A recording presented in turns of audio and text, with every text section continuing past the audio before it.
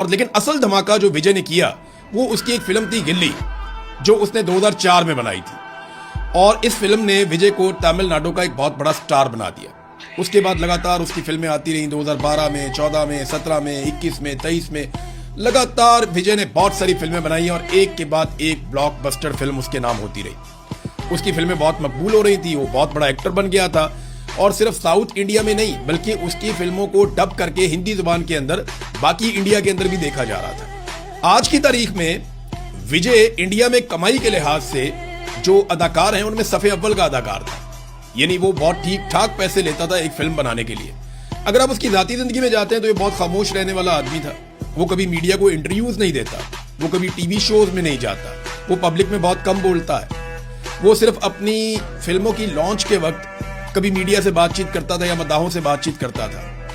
और उसकी तकरीर का जो आगाज है वो हमेशा एक जुमले से होता है। जुमला तो वो तमिल जबान का है, उसका तर्जुमा मैं आपको बता देता हूं कि मेरे दिल में बसने वाले मेरे प्यारे फैंस, वो इस जुमले से हमेशा अपनी बातचीत का आगाज करता था। विजय का नजरिया हमेशा से ये नजरियाती तौर पे एक फलाई आदमी था। वो सियासत में आने से पहले उसने एक फलाई इदारा भी बनाया हुआ था जिसका नाम था VMK, यानी विजय मक्कल अयाकम। ये अब तमिल जबान का एक लफ्ज है, तो VMK के नाम से उसने अपना एक इदारा बनाया हुआ था और तमिलनाडु के हर जिले के अंदर गरीबों की वो मदद करता था। रात के वक्त पढ़ने वाले बच्चों के लिए उसने नाइट स्टडी सेंटर्स खोले हुए थे और ब्लड डोनेशंस के कैंप वो लगाता था। कुदरती आफात आ जाती थी तो तमिलनाडु की गवर्नमेंट से पहले विजय के लोग पहुंचते थे और इसके अपने जो वर्कर्स हैं, इसके अपने जो साथी हैं, वो सबसे पहले मदद करने के लिए जाते थे। नजरियाती तौर पे एक सेकुलर आदमी है और समाजी इंसाफ पर यकीन रखने वाला आदमी है। अब इसका मानना है कि तालीम सबके लिए मुफ्त और एक जैसी होनी चाहिए और मुआशरे में मजहब और जात पात की बुनियाद पर कोई तफरीक नहीं होनी चाहिए। फलाई कामों में इसका एक ही नारा था और वो नारा ये था, पैर पोकम एला और एकम, यानी पैदाइशी तौर पर तमाम इंसान एक बराबर हैं। अब विजय सियासत में क्यों आया, ये सवाल आपके दिमाग में आ रहा होगा। तो इसका जवाब जो है वो हुकूमत के पास है, क्योंकि तमिलनाडु की हुकूमत ने और बीजेपी की हुकूमत ने विजय के साथ कुछ ऐसा किया कि उसको सियासत में आना पड़ गया। विजय की मकबूलियत बढ़ती चली जा रही थी और सबकी इसके ऊपर नजर थी और सब चाहते हैं कि जो मकबूल आदमी है वो हमें सपोर्ट करे और सिस्टम अपने लिए ऐसे आदमी को खतरा भी समझता है। हिंदुस्तान के करप्ट पॉलिटिकल सिस्टम ने विजय को गिराने की कुछ कोशिशें की और उसकी वजह बनी उसकी 2 फिल्में। विजय ने एक फिल्म की 2017 में, फिल्म का नाम था मिर्सल।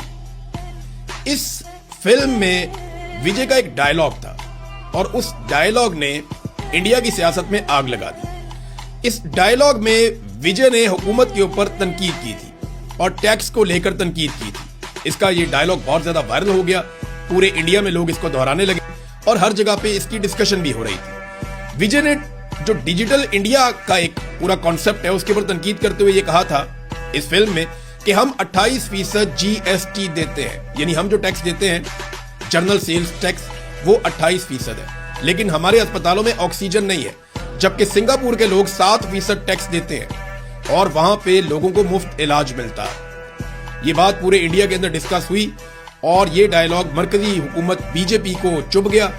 बीजेपी के लीडर्स विजय के पीछे पड़ गए, इसके ऊपर जाती हमले किए गए और फिर इसको उसके पूरे नाम से बुलाना शुरू कर दिया कि ये तो एक ईसाई है, ताकि लोग इससे मुतनफर हो जाएं। इसके फैंस इसको इसलिए छोड़ दें कि ये एक ईसाई आदमी है।